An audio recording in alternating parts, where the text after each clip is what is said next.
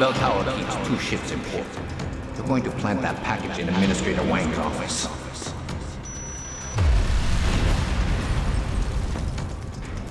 Then you hop in a cargo pod and off you go. And where she make port, I bet you find your scientists. You're the cruise director? Because I've got a complaint. You think you're funny, do you? Well, let's see how funny you feel after Lieutenant Keitner gets through with you. Lieutenant?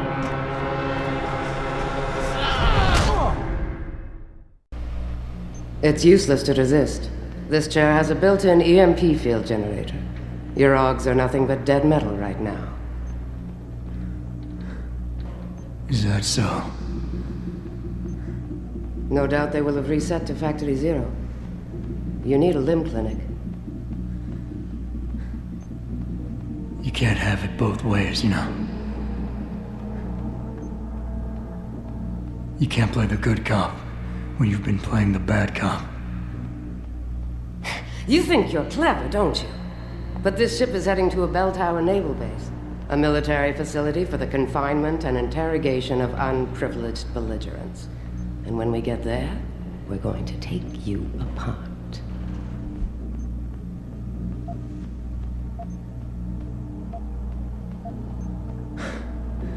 You can always try. Trust me, Burke will. He's very good at what he does. Still, when they found you in that cargo container, you did manage to take out a number of highly trained men. Tell me something, Hotshot. Do you enjoy taking people's lives? Not if I'm given the choice. Oh, but you had a choice when you decided to blow up our port. Don't know what you're talking about. Like hell you don't. We may not know who you are, yet, but Burke's running your profile as we speak. High-grade combat spec augmentations, built to be somewhat unnoticeable so you blend in with the civs. Someone spent an awful lot of money creating you. Lucky me. So I guess the real question is, are you a terrorist? Or some kind of corporate thief? Would you be happier if I told you that I'm neither? You have absolutely no idea of the shit you're in, do you? Rifleman Bank Station is a black site. It's off the grid. No one will come and rescue you. No one even knows where it is. You'll be dropped into a deep, dark hole and never see the light of day again. Stew on that for a while, tough guy.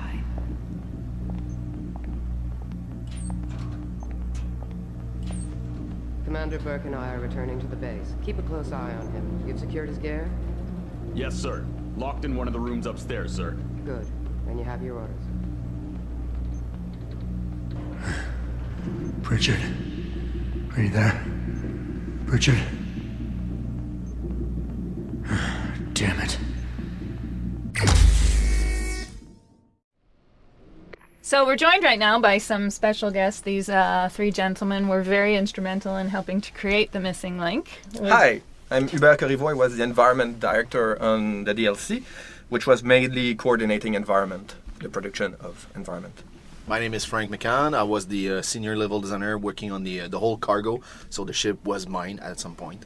And Antoine Teasdale. I was a game designer on the Missing Link.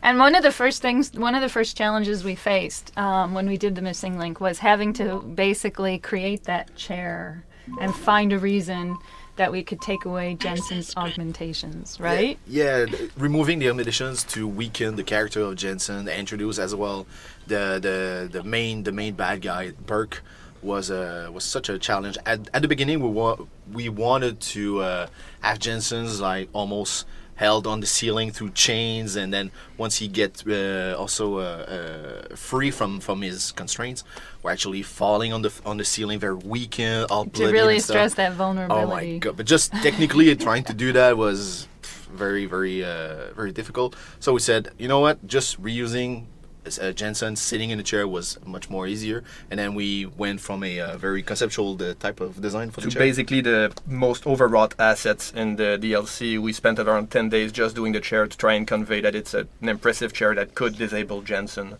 And could shut down all his augmentations. And augmentation, that's right. That was actually an early decision in the design to strip the player from all augmentations and equipment. We sort of wanted to make a bit of a statement that the game is not just action, it's also stealth, and get a player into a position where you can actually figure out how to actually get out of this chair, this constraints, this whole environment is very alien to him. And we actually had a lot of problems with making sure the multipaths were obvious, weren't we? Yep, because just starting from the chair and then moving on to the corridors and the next steps was pretty difficult. Yeah. But we did it.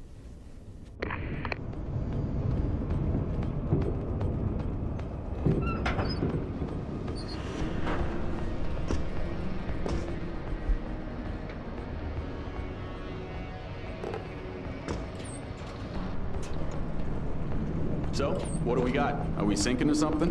Hey, don't even joke about that. Looks like there may be a short circuit on the upper deck. Air ducts. I don't think it's what's affected the camera, though. Either way, we can't do anything about it until we go. Great. Nothing to do here. Watch for rats. Shit, I can't deploy Ross. So you may have just heard a voiceover over the PA, someone doing something. That was supposed to be a very subtle hint that Jensen has a secret helper on board, doesn't he? We were supposed to have so many elements playing in favor of player, but without actually telling too much that someone was trying to help Jensen. We had monitors that were monitoring the ship status, because the ship was automated at some in the design, and the monitors would just change their visual to indicate to the player you can go now, and all this based on the timing of the patrolling guards in the immediate surrounding for the player. And we also had the camera shutting down just at the right moment, the lasers being shut down right at the proper moment. But all this trying to support as well the multi-path, multi-options of a typical Deus Ex game was like, actually it felt more like there were bugs or badly communicated stuff happening to the player, didn't understand. So I strongly suggested to just rip them out. Rip it out, At least we kept the PA announcement with the overheard guys who were just being changed to a new patrol. But that worked well, but the rest, we just scrapped it.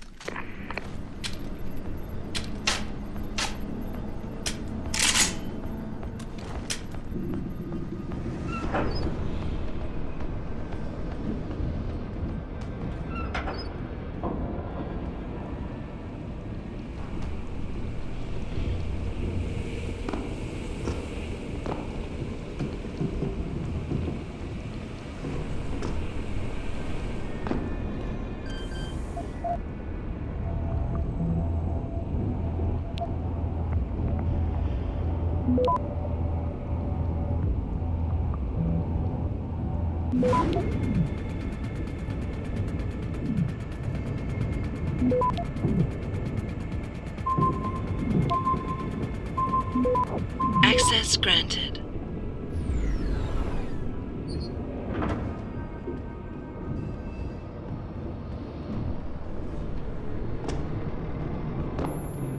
Hey, so here, you see that shadow, which is very obvious if you look at the ladder here. It was one of the first time in the game that we did this kind of staging where the following event, even though left at your hands, would be rather obvious to do. Yeah, and the thing is, I suggested to Dominique Demers, who was the lead lighter on the game and also the DLC, to help me on staging a few elements, but also to keep the player on the tension of the environment and the whole cargo. At least this first part is very about Jensen's being weakened, trying to use his actual natural skills to find his way towards his gear, and the next objective to communicate to the outside world, to picture it and all. So here's is one of the good example, trying to use the lighting and the staging on the character, ready to be taken down, but everything was and it was like one of the only times we really did that in the entire Human Revolution exactly. game. Because the cargo was so small, we could actually pushed up a bit more about the visual details, that type of details that we couldn't do in the City Hub that I also designed. So pretty cool stuff. So one of the things that was kind of important for us is we had this whole discussion at the beginning, because you start out in a boat, and since this wasn't a part of A Human Revolution, it was supposed to be a downloadable content, we wanted to kind of start the player off not necessarily knowing they were in a boat, but giving these subtle details. Yeah, we were trying to convey that. We didn't tell you outright, at least at first we didn't want to tell you outright you were in a boat, but we had to convey the impression that, okay, you're in a boat, so it moves and it sways from left to right, you have everything rocking. And the thing is, we had very little tech development for the DLC because it was an expansion, it wasn't a new game per se. So we tried faking stuff like just shaking the camera, but it would look a bit weird because the character wouldn't react to the swaying of the boat, so you'd have this impression that people are magically standing perpendicular to the swayed floor. So we only had stuff like, if you look at the ceiling right now, the nets are moving slightly.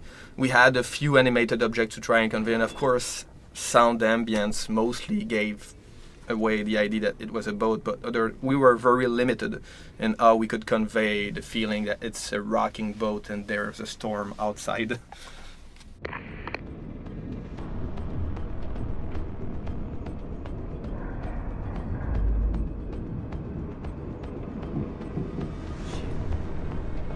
Myself out. There's nothing here.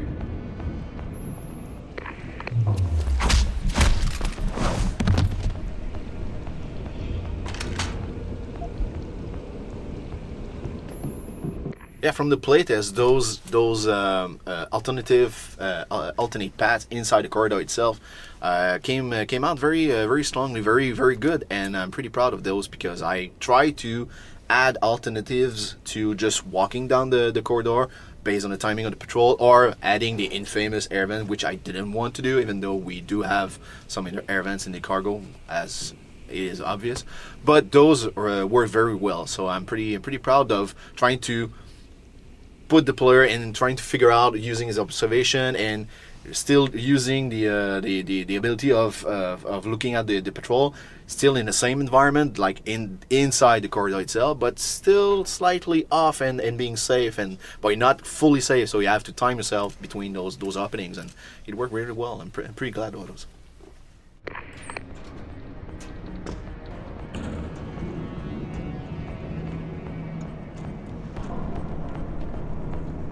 Adjusting main ballast tanks. So we stay Dropping here. draft 2 meters. Orders are orders. Besides, we're near the base. It won't be long now. Better not be. I'm getting nauseous. Christ, it's damp in here. Look at this wall. Probably can't go home.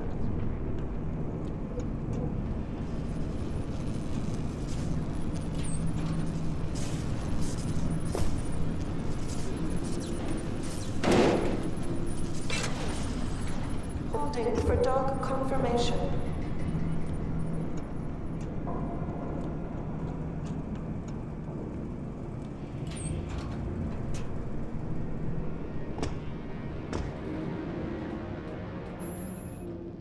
So the secret stash was an interesting thing because we wanted to make sure that the players' choices... Pritchard, is that you? I'm unlocking the door to the... You're breaking up. Fine, the CIC.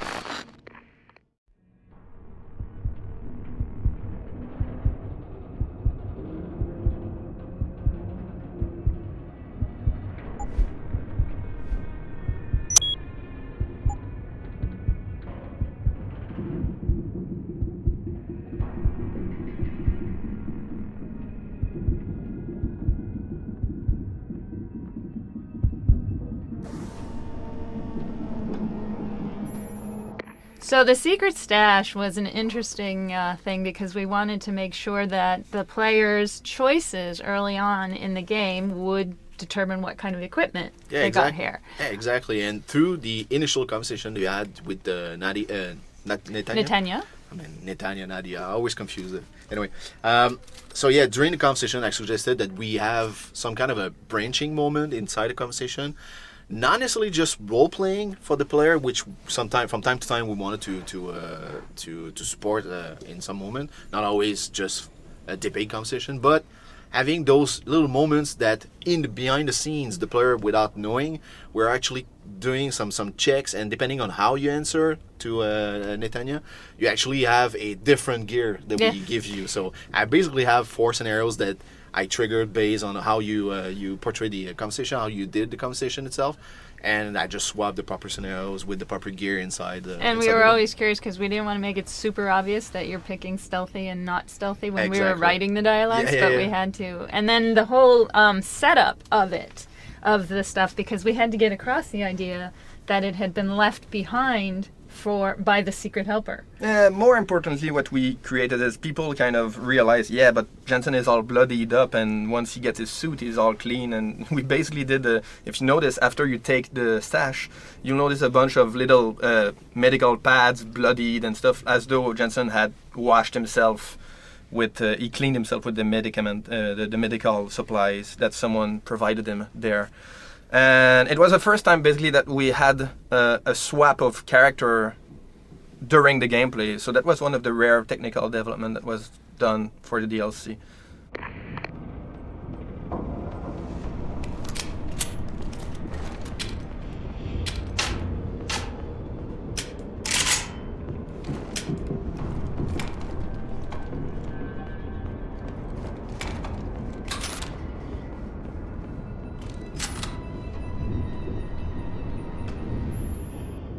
So you're about to experience the beginning of a quest, actually, a side quest that was totally secondary when there's a crash in one of the cargo holds that happens out of sight. Yep. This was a real fun one to try and work out.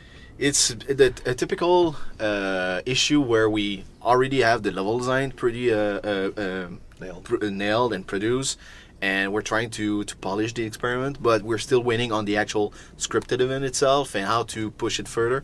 And we had all the ideas on paper, but trying to have the everything done specifically during the time frame we had was very difficult. And basically what I wanted to do is, in addition to the actual objective of the mission itself, I wanted to add some extra to the player. And since we were in hostile territory, trying to add a side quest inside the cargo was basically a no-go. And story-wise, we wanted to kind of foreshadow some very important events that are going to happen later on in the game. So that's why I added all those life pods. And as soon as you enter, the original idea is, as soon as you enter the room, you see this huge container because of the storm outside, was just crashing, everything exploded, and it actually created a hole in the ground where you see this secret area of life pods. But didn't work out as pretty as I wanted because of technical issues and trying, like I said, the level design was already pretty far ahead, and we still didn't know how exactly we would crash the container and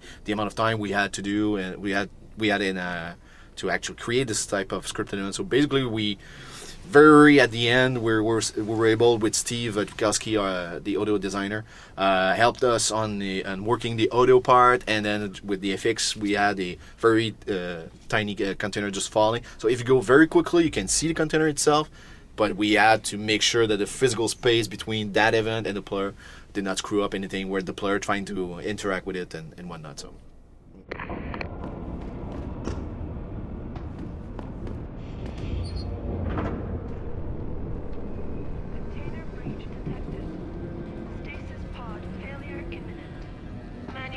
Initiation of stasis pod life support needed.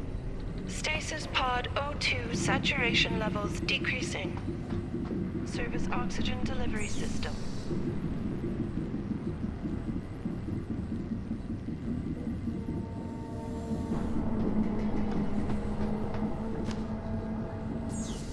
Container breach detected. Stasis pod failure imminent. Manual re-initiation of stasis pod life support needed.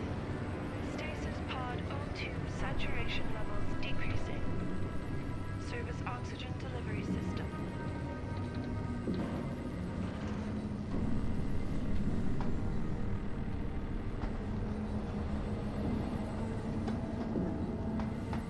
Container breach detected. Stasis pod failure imminent.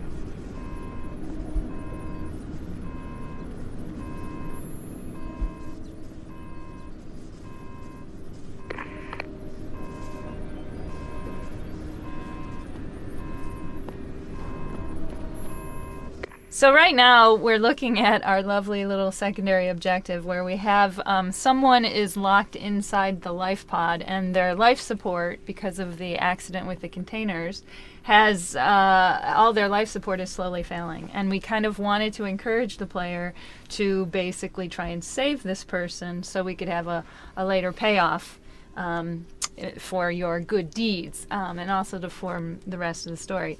This was a lot of fun to try and draw players' attention to. Well, and help them understand what was going on. Well, we went back to it 1 or 2 times during the project where we added new stuff like there's red lighting in the broken pod, there are sparkles, everything is disorganized. We tried to attract the player there, and for some reason this particular area came out in the playtest where we needed to make sure the player noticed that, so yeah. And every single one of those life pods that are in this area that has somebody who's been kidnapped or arrested in there has a lovely little e-reader on it. And how many did you have us write for you there, Frank? I think like 72. Mark was the writer who helped me on the cargo. I actually came to him and I said, I would need all those info books. I need them to be specific by those characters because I want to have more background. And he actually, after he stopped crying, he actually did it, and it's pretty cool. So we had some fun with it. We thought, on the writing team, we thought it was a great idea until we knew that there were 72 of them. And but Mark was super creative. If you go through and read them, you'll find all sorts of little hidden jokes. In fact, you'll actually discover that some of the people from Gilligan's Island are locked in some of those pods. Yeah, exactly. But the whole point was ultimately to let you know that this person was hurt. And if you saved this person, we had trouble trying to figure out what the reward would be back in once you got farther on in through the game. And we ended up, basically the reward that we end up giving you is through a dialogue. Yeah, with Quinn. With Quinn, Well, who is a merchant. The most challenging part was not to tell the player who's helping the player. That sort of, it was supposed to be a secret at that point. And then the reward needed to be something kind of casual, kind of, it's a good deed, so you're supposed to feel good about it, but I'm not going to help you too much. So if you do save the person in the pod, then Quinn, which you meet later in the missing link, it turns out to be helping you and give you like a bit of a discount at his little like on the side store sort of thing. So everything has a payoff somehow in this game. Everything has a purpose. Choice and consequences. Cue Deus Ex music.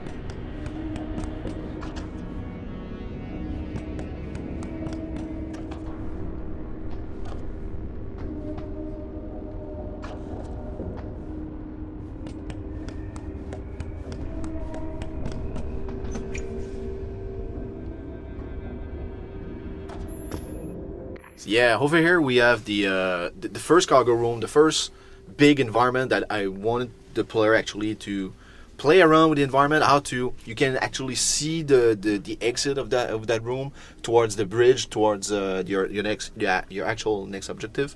Trying to contact the Pritchard and help, actually get help. But the thing is, because you came from a very tight corridor-ish, a very narrow type of environment, very heavy intentions, I want to change the pace a bit. So I focus more about the environmental puzzle. And the thing is, since we just did the whole production of Deus Ex HR, Human Revolution, we were pretty good with our tools in the editor itself, and we were able to actually do more complex type of interactive objects. Like that one here. You're standing on a container that can move in different area. It's to a player it looks like a simple object. You just press a button and it moves, but it requires certain scripting, and this is one object that we could do only because we mastered our tools after the development of DX Human Revolution. So we were able of doing those more complicated objects. Well, to us they are more complicated, and at little fees actually. So that's one of the added perks of doing a DLC, mastering your tools. And the thing is, because the container is very in our face, we wanted to play around with it. It's very Deus Ex. You can actually explore the environment or find open containers and find your own way towards the exit, not necessarily needing to use the container itself. So trying to use the augmentations, jumping and whatnot. So that's pretty cool.